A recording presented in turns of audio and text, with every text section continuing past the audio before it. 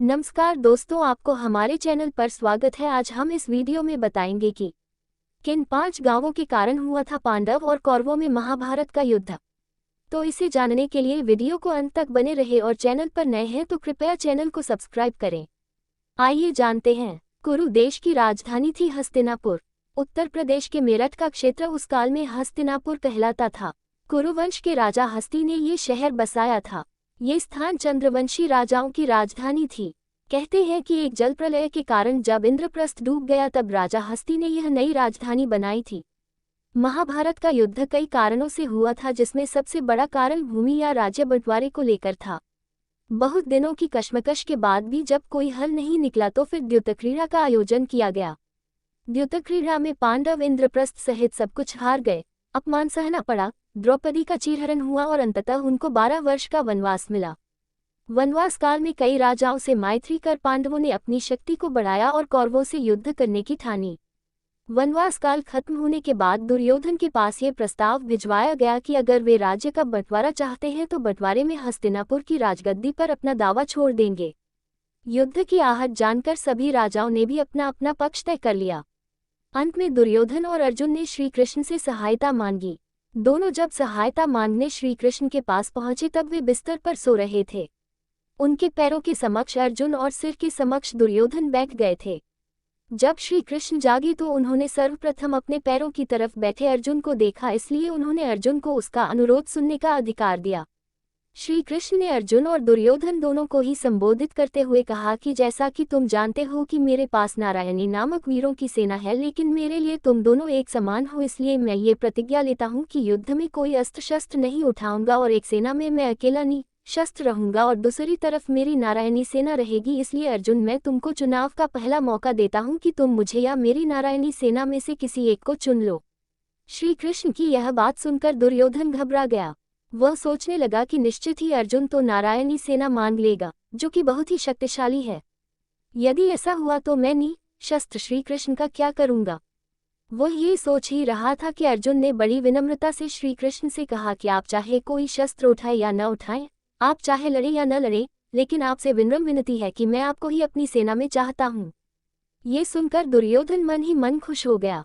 इतना सब कुछ हो जाने के बाद भीष्म पितामह के कहने पर धृतराष्ट्र ने संजय को दूत बनाकर पांडवों से मित्रता और संधि का प्रस्ताव देकर भेजा। संजय ने उपलव्यंग जाकर युधिष्ठिर से मुलाकात की और संधि का प्रस्ताव रखा।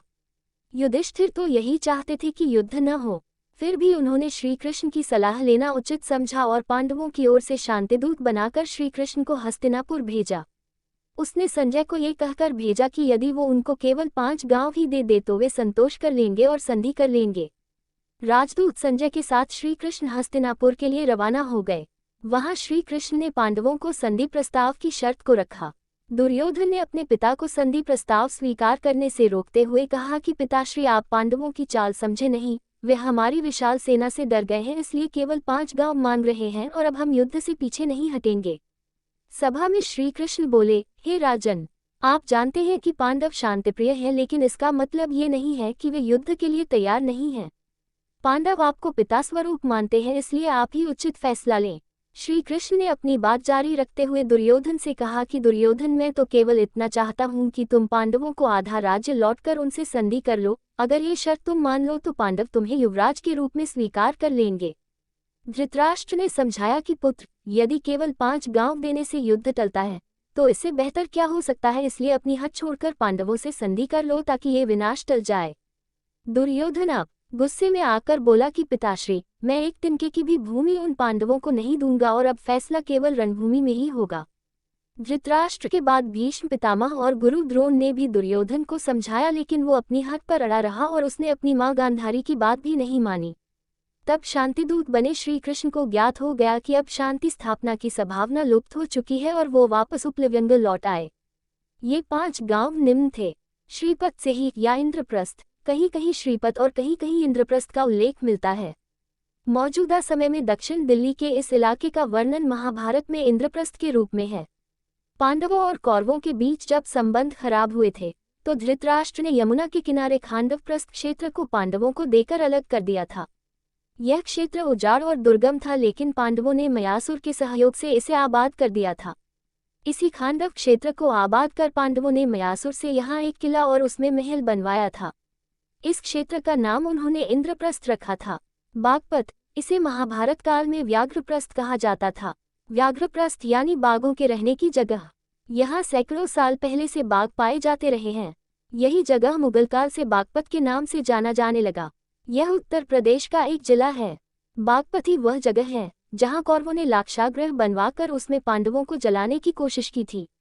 सोनीपत, सोनीपत को पहले स्वर्णप्रस्थ कहा जाता था, बाद में यह सोनप्रस्थ होकर सोनीपत हो गया। स्वर्णपत का मतलब सोने का शहर। पानीपत, पानीपत को पांडुप्रस्थ कहा जाता था।